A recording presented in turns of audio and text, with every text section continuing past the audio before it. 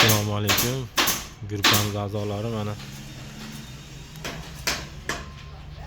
yana bitta komplekt remontdan chiqdi. Uyga kirganda yana ham chiroyli ko'rinadi.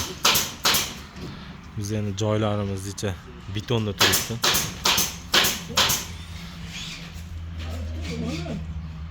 Ochiqroq svet tanladi, o'ta chiroyli chiqdi. Kraskalargacha qildik, mana qo'l qo'yadiganini.